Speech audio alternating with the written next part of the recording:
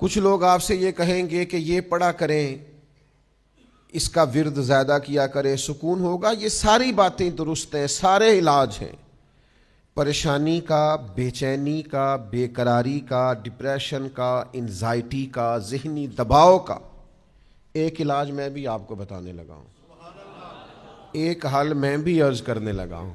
اور میں جو حل عرض کرنے لگا ہوں، میں بڑے تجربے کے بعد، بڑی غور و غوص کے بعد، کوئی جذباتی بات نہیں، کوئی خطیبانہ جملہ نہیں، کوئی کسی ادیب کا تراشا ہوا کلمہ نہیں، کوئی کسی شاعر کی بات نہیں، بڑی سمجھ کے ساتھ، بڑی غور کے ساتھ عرض کر رہا ہوں۔ جس کو بڑی ٹینشن رہتی ہو نا، انزائٹی ہوتی ہو، ذہنی دباؤ ہو، ڈپریشن ہو، بلا وجہ بے چین ہو، وہ میرے نبی پاک علیہ السلام کی شانیں بیان کیا کرے، حضور کی شانیں سنا کرے، نبی پاک کے جو فضائل ہیں نا قرآن پاک میں وہ سنا کرے۔ آپ کو پتہ ہے خوشامد بری چیز ہے، لیکن اپنی تعریف سن کے بھی کبھی کبھی نا بندے کا دل، چلیں آپ اس کو تعریف نہ کہیں، وہ شاید ٹھیک نہیں ہوگا، حوصلہ افزائی کہہ لیں۔ اگر کوئی آپ کی حوصلہ افزائی کرے، کسی اچھے کام میں تعریف کرے تو دل ٹھنڈا ہوتا ہے نا۔ کوئی شخص آپ سے کہے کہ میاں یہ تم نے بڑا اچھا کیا تو سکون ہوتا ہے۔ کوئی آپ کے لائے ہوئے تحفے کو، اس کا خیر مقدم اچھے طریقے سے کرے تو طبیعت میں قرار آتا ہے۔ تو کوئی آپ کی تعریف کر دے، آپ کے والد کی تعریف کر دے، آپ کے قبیلے کی تعریف کر دے، آپ کے بچوں کی تعریف کر دے، آپ کے پڑھائے ہوئے شاگرد کی تعریف کر دے، آپ کی بنائی ہوئی عمارت کی تعریف کر دے، آپ کے کہے ہوئے شعر کی تعریف کر دے، کوئی بھی آپ سے وابستہ چیز کی تعریف کر دے، آپ کے کیے ہوئے کسی کام کی تعریف کر دے تو دل ٹھنڈا ہوتا ہے۔ تو میرے بھائی ان سب سے کچھ بھی دل ٹھنڈا نہیں ہوتا، اصل تو دل ٹھنڈا ہوتا ہے جب کوئی مدینے والے محبوب کی تعریف کرتا ہے، جب کوئی حضور کا ذکر کرتا ہے، جب کوئی نبی پاک کی نعت کہتا ہے، جب کوئی حضور کا ذکر کرتا ہے۔ سرور کہوں کہ مالک و مولا کہوں تجھے، باغ خلیل کا گلے زیبا کہوں تجھے، لیکن رضا نے ختم سخن اس پہ کر دیا، خالق کا بندہ خلق کا آقا کہوں تجھے۔ حضور کی شانوں سے دل ٹھنڈا ہوتا ہے، اور یہ مستقل وظیفہ رہا ہے اولیاء اللہ کا، یہ مستقل وظیفہ ہے صوفیاء کا۔ آپ کو پتہ ہے جن لوگوں نے سیرت کی کتابیں لکھی ہیں وہ زیادہ سکون میں کیوں تھے؟ جنہوں نے زندگیاں لگا دی ہیں حضور کی تعریف میں، ان کے کلیجے زیادہ ٹھنڈے کیوں تھے؟ اس لیے کہ حضور کا تذکرہ دل کو فرحت بڑی دیتا ہے، سکون بڑا دیتا ہے۔ کسی اور کی بھی بندہ تعریف کرے تو لوگ کہتے ہیں اسے کوئی لالچ ہے، اور اگر بندہ حضور کی تعریف کرے تو اچھا اس کا مزہ بڑا آتا ہے۔ نبی کریم صلی اللہ تعالیٰ علیہ وسلم جناب بلال حبشی رضی اللہ تعالیٰ عنہ کے قریب سے گزرے تو حضرت بلال کو امیہ بن خلف سخت سزائیں دے رہا تھا، اور حضرت بلال رضی اللہ تعالیٰ عنہ نے اپنی اس تکلیف کو آرام سے بدلنے کی تجویز یہ سوچی تھی کہ وہ جیسے جیسے تکلیف دیتے، مارتے، گرم پتھر آپ کے سینے پہ رکھتے، تو حضرت بلال اپنے دل کو تسلی دینے کے لیے کہتے احد احد احد، اللہ ایک ہے، اللہ ایک ہے، اللہ ایک ہے۔ یہ وہ اپنے آپ کو تسلی دینے کے لیے اس جملے کو بار بار دہراتے۔ نبی کریم علیہ السلام وہاں سے گزرے تو کریم نے مسکرا کے اور شفقت کے ساتھ سیدنا بلال حبشی کے سر نور پر دست شفقت رکھا اور فرمایا بلال جس احد احد کو تم پکارتے ہو وہ تمہیں اس تکلیف سے نجات بھی عطا کرے گا۔ اور پھر یہی بات جب جناب صدیق اکبر کو پتہ چلی تو ڈھیر سارا مال لے کر، بلکہ مفسرین نے لکھا ہے آدھا کلو سونا لے کر، آدھا کلو سونا، کمر اچھا ہے فلک پہ نہ ہلال اچھا ہے، نظر بھی نہ ہو تو دونوں سے بلال اچھا ہے، کم و بیش آدھا کلو سونا لے کر حضرت بلال کو خریدنے گئے، اور پھر خرید لائے۔ اور صرف حضرت بلال کو نہیں خریدا، جناب عامر بن فہیرہ کو بھی خریدا، حضرت زنیرہ کو بھی خریدا۔ بہت سارے ایسے لوگ جو کفر کے نرگے میں تھے اور مسلمان تھے اور تکلیف دی جاتی تھی اور ستائے جاتے تھے، حضرت ابوبکر صدیق نے ان کو خریدا۔ اب اس زمانے میں، اس ماحول میں جب ہر چیز پیسوں میں تلتی تھی، لوگوں کے اندر اخلاص کا ڈھونڈنا اور اللہ کی رضا کے لیے کسی کی مدد کرنا یہ کچھ مشکل سا اور بے موسمہ سا پھل تھا۔ تو حضرت بلال کو اتنے مہنگے داموں میں سیدنا ابو بکر صدیق نے خرید لیا تو لوگ چم گوئیاں کرنے لگے، کہنے لگے یہ ویسے عجیب بات ہے، یہ ویسے ہوتا نہیں، یعنی ایک بے موسمہ پھل آ جائے نا کسی جگہ بھی تو لوگ انوکھی انوکھی باتیں کرنے لگ جاتے ہیں، کہتے ہیں یار یہ عجیب بات ہے، یہ کیسے ہو گیا ہے، یہ کیسی انوکھی بات، یہ کیسے ممکن ہے، یہ ہو نہیں سکتا۔ یعنی سارے بندے جھوٹ بول رہے ہوں تو ایک سچ بولے تو انوکھا سا لگتا ہے ذرا۔ تو ایک دور چل رہا ہو نا جس میں چیزیں بک رہی ہیں، خریدی جا رہی ہیں، تو آپ اس میں کہتے ہیں میں فی سبیل اللہ ہوں، تو لوگ پریشان ہو جاتے ہیں، یہ کیسے ہو سکتا ہے۔ تو اب اس زمانے میں جب حالات اتنے خراب تھے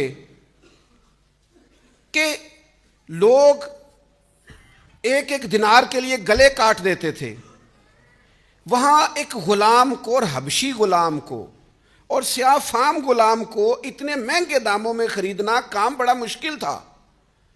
اب جب مکے میں یہ بات پھیلی کہ یہ کام حضرت صدیق اکبر نے کیا ہے تو پھر لوگ پتہ کیا کرتے ہیں، کوئی بات نہ ملے تو کوئی بات بنا لیتے ہیں۔ لوگوں کو عادت ہوتی ہے، مخلوق تو فنکار ہے، اس درجہ کے پل بھر میں سنگے در کعبہ سے بھی اصنام تراشے، تم کون ہو، تم کون ہو، کیا چیز ہے داغ کبابی، لوگوں نے تو جناب مریم پہ بھی الزام تراشے۔ بات نہ ملے تو لوگ بات بنا لیتے ہیں، بات گھڑنا کو مشکل کام ہے، اتنی سونی گھڑتے ہیں کہ لگتا ہے کہ یہ جھوٹ ہے ہی نہیں، سچ ہے۔ انہوں نے بات گھڑ لی، طے کر لی، کہنے لگے وہ ایسے نہیں ابو بکر نے خریدا، کوئی کسی زمانے میں بلال نے کوئی احسان کیا ہوگا، وہ احسان کا بدلہ اتارا ہے، اتنا مہنگا بلال خریدنا سمجھ میں نہیں آتا۔ جس رب کی رضا کے لیے حضرت ابو بکر نے یہ کام کیا تھا، اس رب کا قرآن بولا، فرمایا وَمَا لِأَحَدٍ عِندَهُ مِن نِعْمَةٍ تُجْزَىٰ، اللہ کہتا ہے اس پر کسی کا کوئی احسان نہیں جس کا اس نے بدلہ دیا ہو۔ یہ حضرت صدیق اکبر کے حق میں آیت آئی، رب بولا، خدا خود میر مجلس بود، اور جب صحابہ پہ اعتراض ہوا تب اللہ کا قرآن بولا ہے وَمَا لِأَحَدٍ عِندَهُ مِن نِعْمَةٍ تُجْزَىٰ، فرمایا اس کا کوئی احسان نہیں۔ کون کہہ رہا ہے؟ حضرت صدیق کے والد نہیں بولے، بھائی نہیں بولے، بیٹیاں نہیں، او قربان جاؤں نبی کریم نہیں بولے، رب بولا۔ فرمایا اس کا اس پر کوئی احسان نہیں جس کا بدلہ دیا ہو، فرمایا وہ تو صرف اپنے رب کی رضا چاہتا ہے۔ ابو بکر تو ڈھونڈتے پھرتے ہیں کہیں رب رسول راضی ہو جائیں، یہ سونا کیا ہے، یہ مال کیا ہے، یہ گھر کیا ہے، چاندی کیا ہے، وہ تو میں تو تیری تلاش میں پھرا جنگل پہاڑ اور دشت میں، تینوں لب دیاں آپ گواچے، سانو اپنی خبر نہیں کوئی، وہ تو اللہ کی رضا تلاش کر رہا ہے، تو مالک پھر ملے گا کیا؟ فرمایا والا سوف یردا، یہ کہ اللہ تبارک و تعالیٰ نے جس طرح ہمارے جسم میں کھانے کی طلب رکھی ہے، پینے کی طلب رکھی ہے، سونے کی طلب رکھی ہے، اسی طرح اللہ تعالیٰ نے عبادت کے لیے طلب رکھی ہے جسم میں۔ یہ تو ہوا کہ انسان گمراہ ہو گیا، غلط رستوں پہ چل نکلا، اس نے جھوٹے معبودوں کی طرف معاذ اللہ توجہ کر لی، لیکن وہ کسی نہ کسی کے سامنے جھکتا رہا، کیونکہ اس کے وجود میں طلب تھی، شوق تھا اسے کہ وہ عبادت کرے۔ اللہ تبارک و تعالی جب مسلمان کو توفیق دے اور اللہ کی بارگاہ کی جانب وہ رجوع کرے تو پھر اس کا رویہ یہ ہونا چاہیے کہ اس کی توجہ ہو اللہ کی جانب۔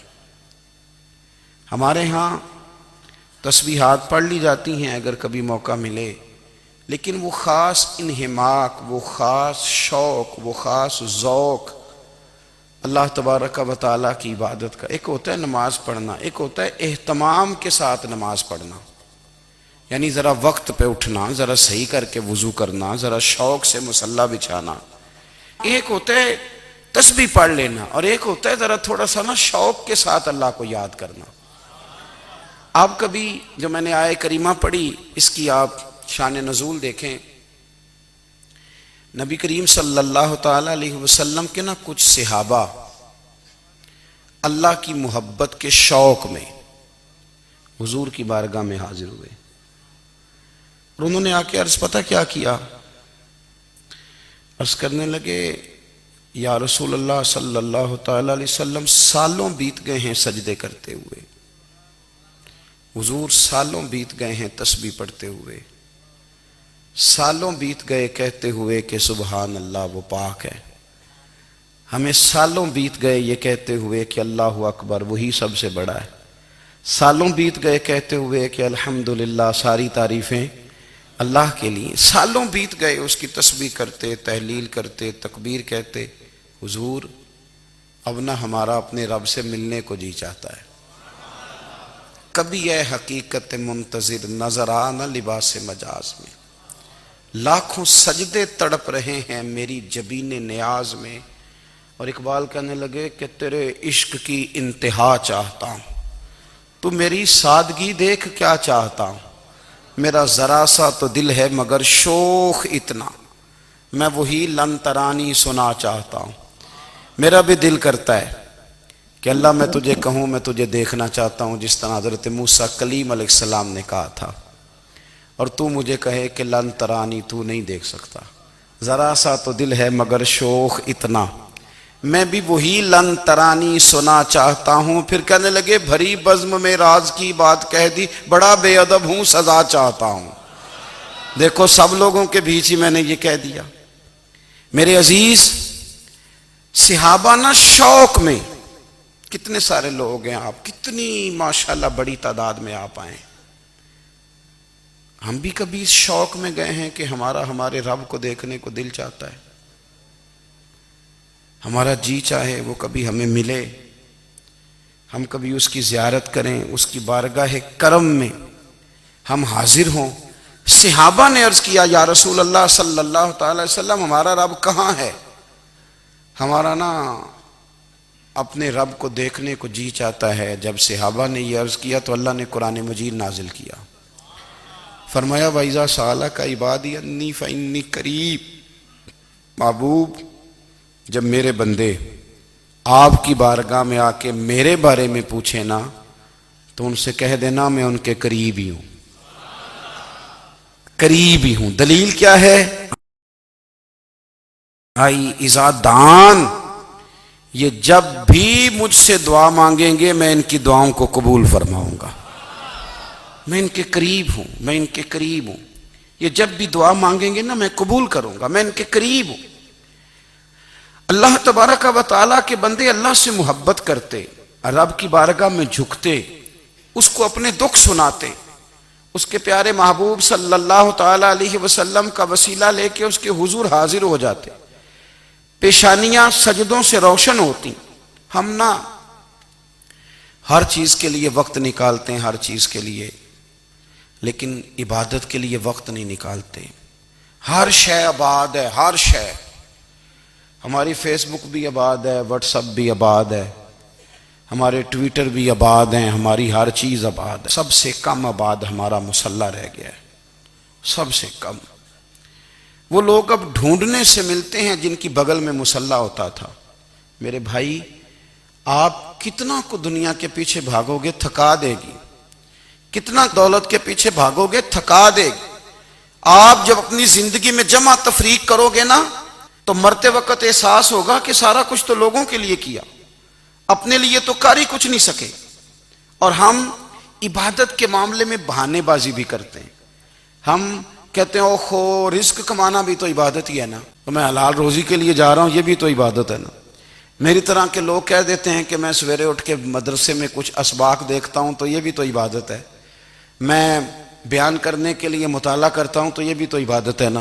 اتنے لمبے سفر کر کے ملک میں دنیا میں گھومتا ہوں تو یہ بھی تو میں عبادت ہی کر رہا ہوں. اب اسپیشل نفلوں کے لیے وقت کس طرح نکلے، اسپیشل کر کے تسبیح میں کیسے چلاؤں، میں سارا کچھ ہم بہانے بنا لیتے ہیں نا. میرا سوال یہ ہے کہ یہ ساری باتیں صحابہ کو، نبی کریم کو، دیگر لوگوں کو بھی تو پتہ تھی نا. لیکن آپ غور تو کریں 23 سال حضور کو وقت ملا، مختصر وقت ظاہراً تبلیغ کرنے کے لیے. پوری دنیا میں دین بھی پھیلانا ہے. گھر میں 11 ازواج ہیں، 4 بیٹیاں ہیں، ان کی اولادیں، سارے کام کاج بھی دیکھنے. لیکن سیدہ طیبہ طاہرہ حضرت عائشہ صدیقہ رضی اللہ تعالیٰ عنہ فرماتی ہیں سارا دن تبلیغ کرتے، ہر غلام کے دکھ سنتے، گھر میں آتے تو اپنے گھر والوں کا خیال کرتے، کام میں ہمارا ہاتھ بٹاتے. قربان جاؤں کہتی ہیں زمانہ سارا سو جاتا لیکن آمنہ کے لال مصلی بچھا لیتے. دنیا سو گئی ساری، سب سو گئے، جو خدام تھے، وہ جو غلام تھے، وہ سو گئے۔ صحیح مسلم میں لفظ ملیں گے، سیدہ پاک فرماتی ہیں او میرے نبی کے غلاموں، میں نے یہ رنگ بھی دیکھا ہے کہ حضور نے اتنا کھڑے رہے، اتنا قیام کیا، اتنا قیام کیا کہ مقدس پیروں میں ورم آ گئے، سوج گئے پیر۔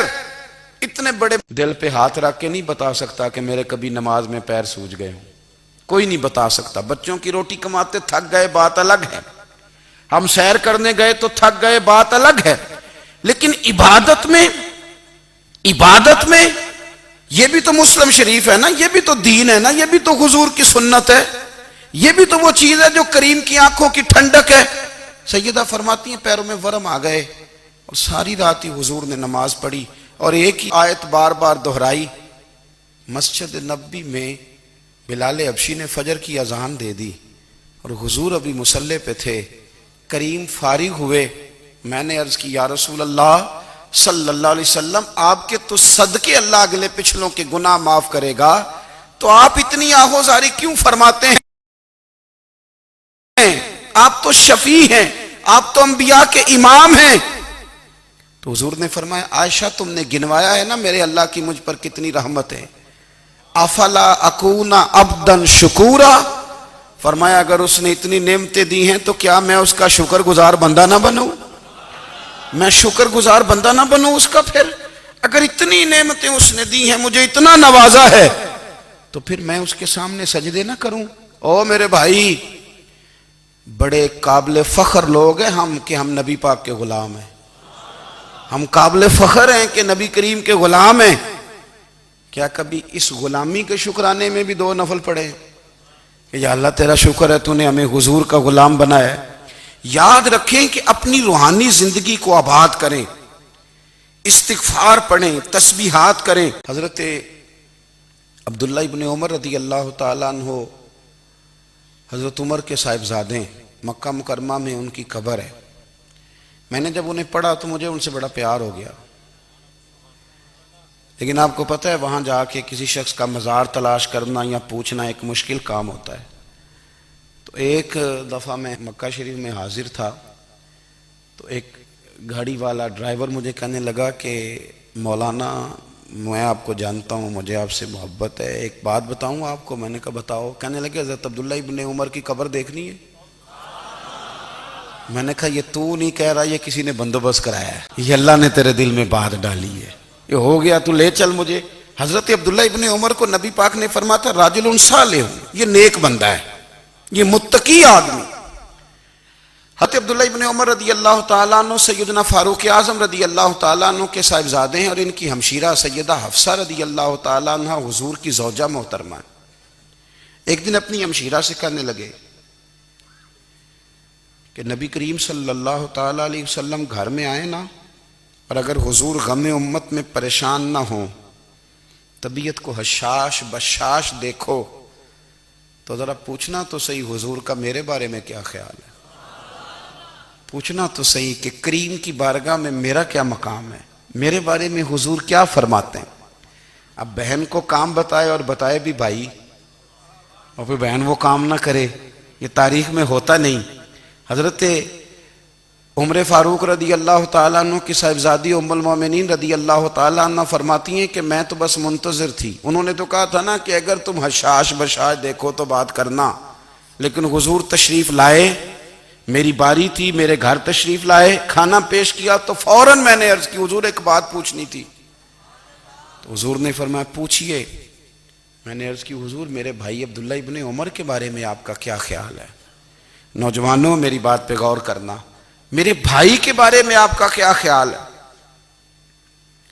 تو نبی کریم صلی اللہ تعالیٰ علیہ وآلہ وسلم نے میری طرف دیکھا، اور پھر حضور زیر لب تھوڑا مسکرائے، اور بریلی کے امام کہتے ہیں کہ حضور مسکرا دیتے تھے نا تو جو بڑا دکھی ہوتا تھا وہ بھی ہنس پڑتا تھا۔ اب سوال پیدا ہوتا تھا کہ پھر تو اس مسکراہٹ کے لیے انتظار کرنا پڑتا ہوگا کئی مہینے کہ حضور مسکرائیں تو رونے والے ہنسیں، تو اعلیٰ حضرت فرماتے نہیں، انتظار نہیں کرنا پڑتا، یہ مسکراتے رہنا تو حضور کی عادت ہے۔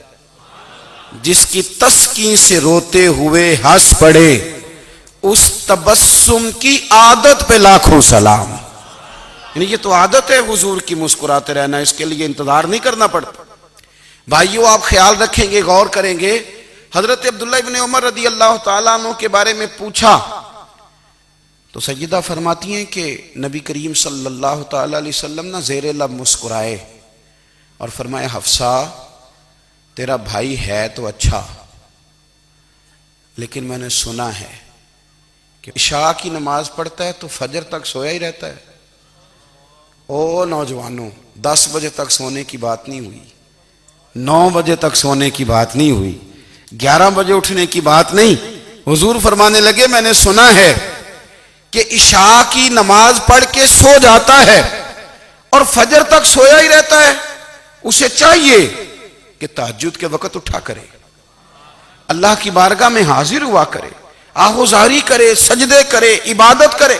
اٹھتا ہے اور فجر میں جا کے اٹھتا ہے. حضرت جناب حفصہ رضی اللہ تعالیٰ عنہ کہتی ہے میں نے جناب عبداللہ ابن عمر کو پیغام دیا اور میں نے کہا میرے جوان بھائی سن. نبی پاک نے فرمایا ہے تو اچھا پر تہجد میں نہیں اٹھتا، نفل نہیں پڑھتا.